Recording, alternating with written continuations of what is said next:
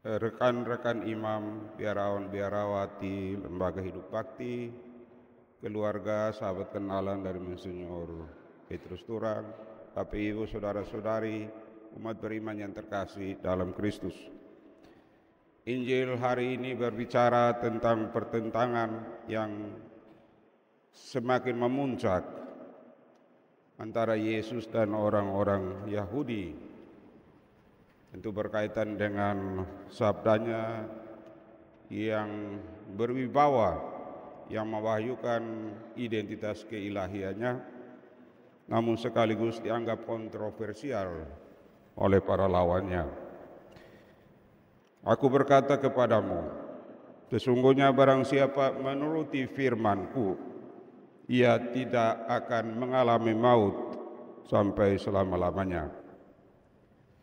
Bagi kaum Yahudi, inilah pernyataan gila dari seorang penghujat yang telah kerasukan setan.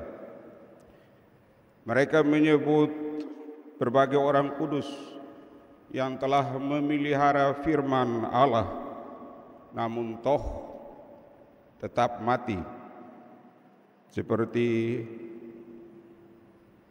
Abraham yang diklaim sebagai bapa mereka dan juga para nabi. Siapakah Yesus itu? Apakah dia lebih besar dari para nabi dan juga Abraham bapa mereka?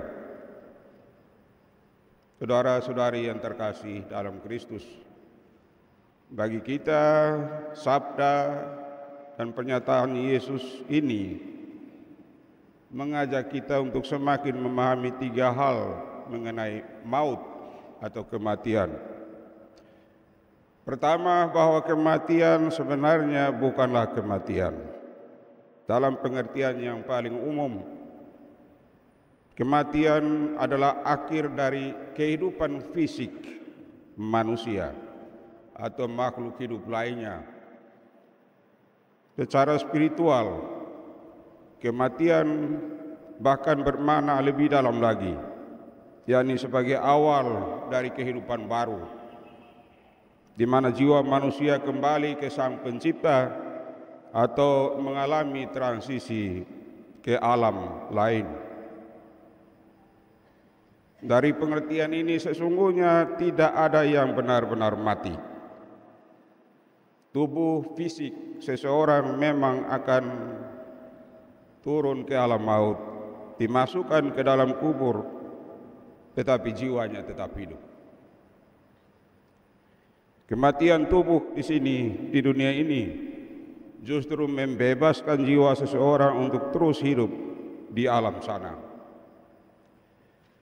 Meskipun setiap tubuh berhenti berfungsi dan kembali menjadi debu, jiwa atau roh tetap hidup selamanya. Dengan demikian, kematian tubuh atau fisik bukanlah akhir dari segalanya, melainkan jalan menuju kehidupan baru. Yang kedua, Yesus merujuk pada kenyataan bahwa kematian bukanlah kematian selamanya. Rasul Paulus mengaitkan hal ini dengan kebangkitan orang-orang mati. Ditaburkan dalam kebinasaan, dibangkitkan dalam ketidakbinasaan. Ditaburkan dalam kehinaan, dibangkitkan dalam kemuliaan. Ditaburkan dalam kelemahan, dibangkitkan dalam kekuatan. Yang ditaburkan adalah tubuh alamiah, yang dibangkitkan adalah tubuh rohaniah. Yang ketiga dan yang terutama, Yesus mengajarkan bahwa mereka yang menuruti firman-Nya tidak akan mengalami kematian sampai selama-lamanya. Menurut Santo Thomas Aquinas, yang dimaksudkan Yesus dengan kematian di sini adalah kematian rohani, yang dalam kitab Wahyu disebut sebagai kematian kedua atau pemisahan kekal dari Tuhan. Karena sesungguhnya hakikat hidup manusia adalah keterarahan kepada Tuhan untuk selanjutnya mengalami komunio, persekutuan abadi dengannya. Dan inilah hukuman bagi mereka yang menolak untuk mengimani dan menyembah anak Allah, yang pada gilirannya akan menghancurkan seluruh diri manusia di dalam neraka.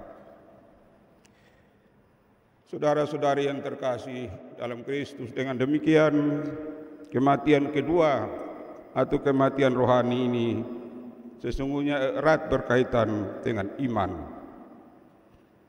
Di sini iman bukan sekadar percaya pada serangkaian kebenaran yang diwahyukan, melainkan terutama percaya kepada seseorang yang memberi kesaksian tentang kebenaran-kebenaran itu.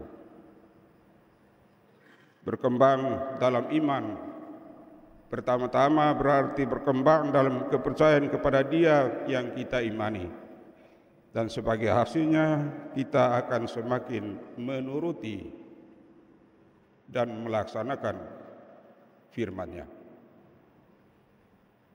Saudara-saudari yang terkasih dalam Kristus, ketika berkata Abraham, "Bapamu bersukacita melihat hariku," ia melihatnya dan merasa gembira.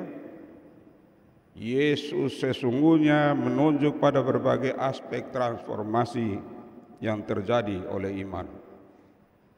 Dalam hal ini penting bagi kita semua untuk belajar dari Abraham bagaimana mempercayai Tuhan, bagaimana membiarkan Tuhan menuntun hidup kita, bagaimana membiarkan Tuhan tidak pernah berhenti mengejutkan kita dan menggerakkan kita melampaui kategori-kategori kita yang terbatas. Menjadi keturunan rohani Abraham berarti hidup dengan iman, menjadikan iman kita berkarya dalam perbuatan-perbuatan kasih yang nyata terhadap Tuhan dan sesama. Saudara-saudari yang terkasih dalam Kristus, selama masa hidupnya di dunia ini, Monsinyur Petrus Turang sesungguhnya telah menunjukkan imannya yang kokoh akan Tuhan dan semua janjinya, sebagaimana ditunjukkan juga oleh Bapa kita Abraham. Dia sungguh percaya pada apa yang Tuhan katakan, bahkan ketika Tuhan memintanya untuk melakukan hal-hal yang tampaknya sulit, meninggalkan zona nyaman kampung halamannya sendiri, orang tua, saudara-saudari, sanak keluarga, sahabat kenalan, melepaskan segala sesuatu yang dimiliki dan dicintainya untuk berjalan ke tempat yang ditunjukkan Tuhan kepadanya. Dengan itu ia sekaligus menjadikan imannya berkarya dalam perbuatan-perbuatan kasih yang nyata terhadap Tuhan dan sesama. Dengan moto episkopalnya per transit bene faciendo, Monsinyur Turang telah mengambil bagian dalam misi Yesus Sang Gembala Baik dalam menghadirkan kerajaan Allah di dunia ini dengan berkeliling sambil berbuat baik, menaburkan benih-benih kasih dan kebaikan kepada semua orang yang dijumpai dan dilayaninya. Dan di atas semuanya itu, beliau telah memegang teguh janji Tuhan, "Barang siapa menuruti firman-Ku, ia tidak akan mengalami kematian sampai selama-lamanya." Beliau juga sungguh telah mengimani sabda Tuhan, "Akulah kebangkitan dan hidup. Barang siapa percaya kepadaku, walaupun ia mati, akan hidup selama-lamanya." Monsinyur Turang, beristirahatlah dalam damai dan nikmatilah kehidupan abadi bersama para kudus di dalam surga. Doakan kami semua yang masih bersiarah di dunia ini. Amin.